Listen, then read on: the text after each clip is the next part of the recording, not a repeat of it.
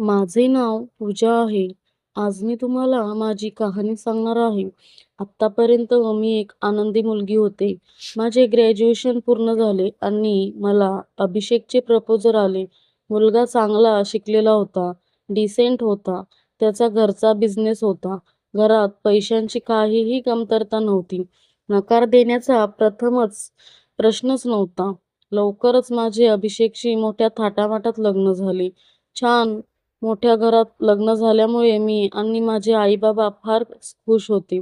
मी स्वतःला खूप भाग्यवान समजत होते. लग्न होऊन मी सासरी आले. अभिषेक त्याच्या सावत्र आईसोबत राहत होता. थोड्या महिन्यांपासून त्याच्या सावत्र लहान बहिणीचे तिच्या सासरी पटत नसल्यामुळे ती देखील माहेरी येऊन राहिली होती. आज माझ्या लग्नाची पहिली रात्र होती. मी आमच्या रूममध्ये जाणार इतक्यात सासूने आणि माझ्या नंदेने मला त्यांच्या रूममध्ये बोलावले. त्यांच्या रूममध्ये जाताच मला जाणवले की दोघींचे चेहरे उदास आणि घाबरलेले होते. जणू काही त्या दोघींना मला काहीतरी सांगायचे होते. मी त्यांना विचारले, "काय झाले? तुम्ही दोघीही इतक्या घाबरलेल्या का दिसतायत?" त्यावर माझी सासू म्हणाली, "बेटा, आम्हाला तुला काहीतरी सांगायचे आहे, पण तुला हे सगळे मोठ्या हिमतीने ऐकावे लागेल. आता आम्ही तुला जे काही सांगणार आहोत, ती गोष्ट फक्त आपल्या तिघींमध्येच ठेव. घर आता नातेवाईकांनी भरलेले आहे. इथे बातमी पसरायला जास्त वेळ लागणार नाही आणि ही गोष्ट सगळ्यांना समजली तर आमच्या घराची इज्जत जाईल. आता तू या घराची सून आहेस आणि तुला या घराचा मान राखायचा आहे." सावत्र असले तरी अभिषेकची मला खूप काळजी वाटते. सासूबाईंचे बोलणे ऐकून मी खरे तर थोडी घाबरले. मी त्यांना म्हणाले, "आई, काय प्रकरण आहे ते तुम्हीच सांगा." सासू म्हणाली, "मुली, माझा मुलगा हा पुरुष नाही." हे ऐकून मला धक्काच बसला. मी म्हणाले, "आई, काय बोलताय तुम्ही हे? आणि मला तुम्ही आता का सांगताय हे? असे असेल तर तुम्ही तुमच्या मुलाशी माझे लग्न का लावून दिले? माझे जीवन का बरबाद केले?" यावर माझी सासू म्हणाली, "बेटा, मला माहीत आहे तू असा विचार करत असशील की हे सगळे माहीत असूनही आम्ही तुझे जीवन का बरबाद केले. तुला लग्नाच्या या बेडीत कशाला अडकवलं? पण विश्वास ठेव पोरी, पण आमचा पण नाईलाज आहे. जर ही गोष्ट लोकांना समजली तर आपली किती बदनामी होईल, तूच विचार कर. म्हणून इच्छा असूनही ही गोष्ट आम्हाला तुला लग्नाआधी सांगता आली नाही. मला माफ कर बेटा." हे सारे ऐकून मी सुन्न झाले. असे वाटले की माझ्या कानात कोणीतरी शिशाचा रस ओतले. सासूबाई पुढे बोलू लागल्या, "माझा मुलगा अनेकदा रात्री बाथरूममध्येच राहतो. मला माहीत नाही की तो तिथे काय करतो. पण जेव्हा जेव्हा आम्ही त्याला विचारतो तेव्हा तो म्हणतो की त्याचे पोट खराब आहे, पण तो खोटं बोलतो." माझी नणद पुढे म्हणाली, "वहिनी, तू दादासोबत थोडा वेळ घालव आणि मग त्याच्याशी मनमोकळेपणाने या विषयावर बोल. काही करता आले तर आपण सगळे नक्कीच करू. तू काही एकटी नाहीस. आम्ही दोघीही तुझ्या सोबत आहोत." लग्नाच्या अगदी पहिल्याच रात्री माझ्या पतीबद्दलच्या या गोष्टी ऐकल्यानंतर मला काय करावे ते समजत नव्हते. आता मला माझ्या खोलीत जायची देखील भीती वाटू लागली. सासूबाईंनी दिलेला दूध घेऊन मी चुपचाप माझ्या खोलीत आली आणि बेडवर येऊन बसली. विचार करत असतानाच माझा नवरा अभिषेक खोलीत आला. खोलीचा दरवाजा बंद केला. मी त्याला दूध दिले. त्याने दूध पिऊन माझ्याशी बोलायला सुरुवात केली. अशीच जेमतेम 5 मिनिटे गेली आणि अभिषेकने त्याचे पोट बिघडल्याचे मला सांगितले आणि काही सेकंदातच तो उठून बाथरूममध्ये गेला. अगदी माझ्या सासूने मला सांगितल्याप्रमाणेच घडले. जवळपास तासाभराने अभिषेक बाथरूममधून बाहेर आला. विचार करत करत मी बेडवर पडले. मला आता त्याच्याशी बोलावंसं वाटत नव्हतं. तोही शांतपणे त्याच्या बेडच्या बाजूला जाऊन झोपला. माझी फसवणूक झाल्याचे मला वाटत होती. रात्रभर मला झोप येत नव्हती. सकाळी लवकर उठून मी बाथरूमला गेले. बाथरूममध्ये जाताच मी हादरले. बाथरूममध्ये एक नवीन नाईटी आणि मेकअपचे सामान होते.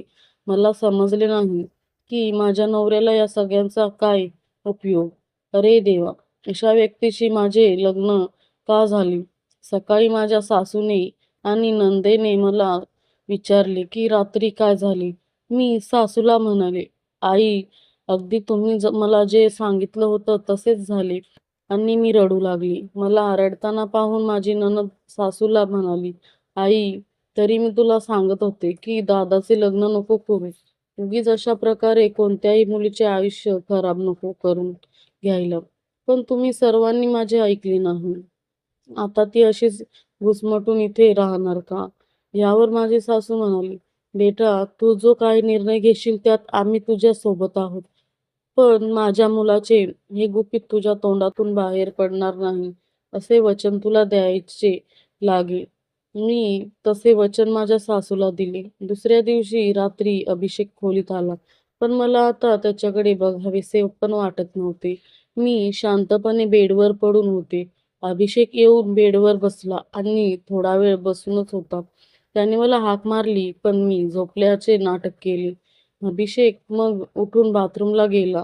तो काय करायला गेला होता ते मला समजले. काही वेळाने बाथरूममधून वस्तू पडल्याचा आवाज येऊ लागला. थोड्या वेळाने तो आवाज बंद झाला आणि तो बाथरूममधून बाहेर आला.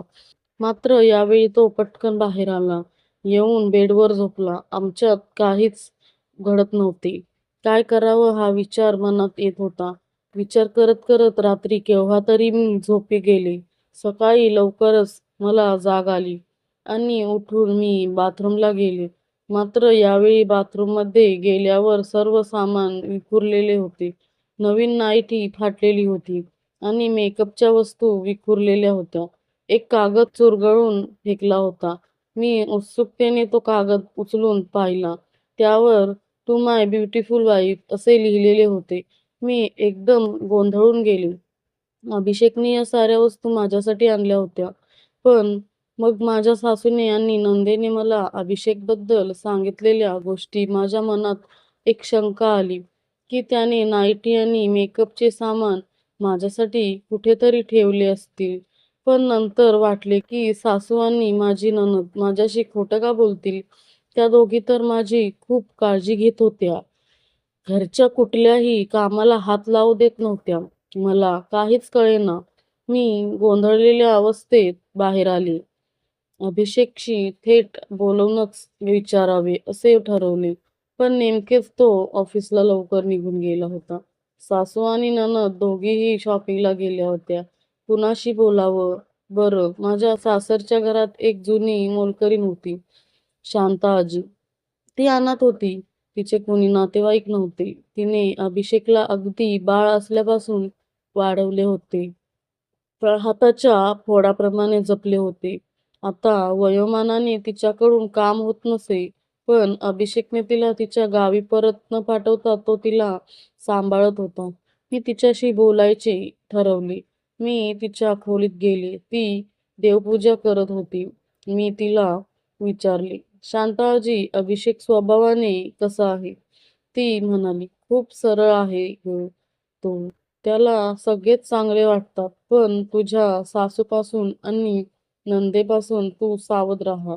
शांताजीच्या अशा सरळ सरळ बोलण्याने मी गडबडूनच गेले. असे का बोलता आहेत तुम्ही आजी? मी गोंधळून विचारले. शांता आजी म्हणाली, अगं, तुझी सासू आणि नणंद या दोघी फार लालची आहेत. अभिषेकच्या प्रॉपर्टीवर दोघींचा डोळा आहे. तुझ्याशी लग्न व्हावे असे या दोघींच्याही मनात नव्हते. अभिषेकने तिच्या भावाच्या मुलीशी लग्न करावे अशी तुझ्या सासूची फार इच्छा होती. पण ती मुलगी अजिबात चांगली मुलगी नाही. म्हणून अभिषेकने तिच्याशी लग्न करायला सरळ सरळ नकार दिला. ह्याचा राग मनात ठेवलाय तिने. तुझी नंदे देखील तिच्या सासरच्या लोकांशी भांडून इथे येऊन राहिली आहे. घरी परत जायचे नाव घेत नाही. तुला काही त्या दोघी या घरात सुखाने संसार करू देणार नाहीत. तू अभिषेकला सोडून या घरातून दूर जावे यासाठी त्या दोघीही प्रयत्न करत असतील. तू सावध राहा. आता मला या दोघींचा डाव लक्षात आला. मी उठून सासूच्या खोलीत गेले. त्या दोघी अद्याप शॉपिंग वरून परत आल्या नव्हत्या. पण सासूच्या बेडशेजारच्या साईड टेबलवर मला जुलाबाची बाटली दिसली आणि झालेला सगळा प्रकार मला लक्षात आला. माझ्या सासूनेच दुधातून अभिषेकला जुलाबाचे औषध दिले आणि त्याचे पोट बिघडले. म्हणून तो रात्रभर बाथरूममध्ये जातोय.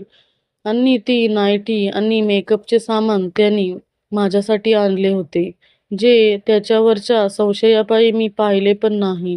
बिचारा अभिषेक, त्याची काय चूक नाही. आता बास झालं. माझ्या या भोळ्या नवऱ्याला मी त्या दोघींच्या षडयंत्राला बळी पडू देणार नाही. ह्या प्रकारचा सोक्षमोक्ष मी लावूनच राहीन. मी दिवसभर अभिषेक घरी येण्याची वाट पाहिली. रात्री उशिरा तो घरी आला. जेवण आटोपल्यावर आम्ही दोघेही रूममध्ये गेलो. 2 दिवस मी बिचाराशी नीट बोललेही नव्हते. त्याचा चेहरा उदास होता. पण आज पहिल्यांदाच मी त्याच्याशी बोलणार होतो. तो येताच मी म्हणाले, "अभि, मला तुझ्याशी बोलायचे आहे." तो जरा घाबरला. "काय झाले पूजा?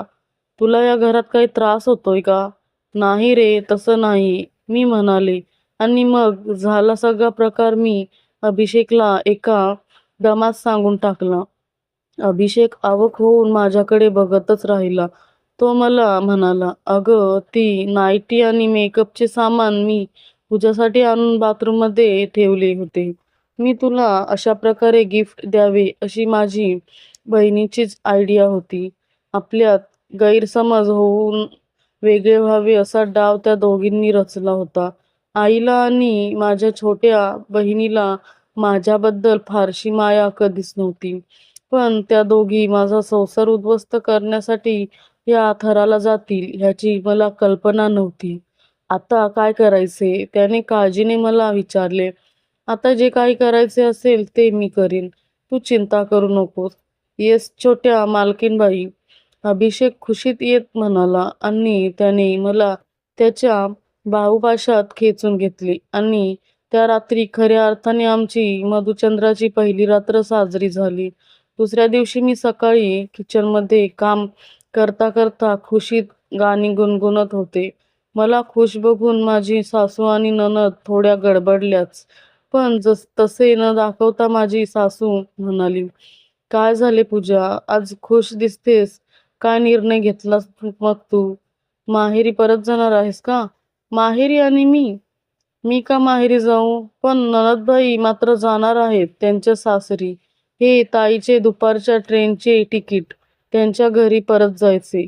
मी माझ्या सासूला म्हणाले. हे ऐकून माझ्या नणंदेचा पारा चढला. ती रागाने बोलली, "मी नाही जाणार. तू कोण आलीस मला माझ्या सासरी परत पाठवायला? मी घरची मालकीणबाई आणि मी ठरवणार या घरात कोण राहणार आणि कोण नाही ते." मीही तितक्याच खंबीरपणे तिला उत्तर दिले, "तू कुणाशी बोलते आहेस याचं भान आहे का तुला? अभिषेक, तुझी बायको बघ काय बोलते आहे." माझी सासू गरजली. अभिषेक म्हणाला, "बरोबर बोलते आहे ती. छोटीला तिच्या घरी परत जायलाच हवे. आणि आई, तुला पण इथे राहायचे असेल तर आमच्या संसारात विष कालवायचा प्रयत्न करू नकोस. नाहीतर तुला देखील गावी पाठवून देईन. आता आम्हाला सगळे माहीत पडले आहे." हे ऐकून माझी सासू गडबडलीच. घाबरून ती बोलली, "बेटा, मला माफ कर. संपत्तीच्या मोहापायी मी हे सगळं केलं. परत अशी चूक होणार नाही. मला एक संधी देऊन बघ. पुन्हा असला प्रकार होणार नाही. मी आजच छोटीला तिच्या घरी पाठवून देते." हे ऐकताच छोटी रागारागाने पाय आपटत तिच्या खोलीत पॅकिंग करण्यासाठी निघून गेली. मी अभिषेकला म्हणाले, "ठीक आहे, आता आपण हे प्रकरण इथेच संपवू. या दोघींना माफ करू आणि पुन्हा नव्याने सुरुवात करू." अभिषेकनेही मग प्रकरण जास्त न ताणता त्याच्या सावत्र आईला आणि बहिणीला परत एक संधी देण्याचे आणि परत नव्याने सुरुवात करायचे ठरवले. झाला सगळा प्रकार पाहता शांताआजी कोपऱ्यात बसून खुदूखुदू हसू लागली. तर मित्रांनो, तुम्हाला ही कथा कशी वाटली ते कमेंट बॉक्समध्ये नक्की कळवा. आणि अशाच नवीन कथा ऐकण्यासाठी चॅनेलला सबस्क्राईब करा. धन्यवाद.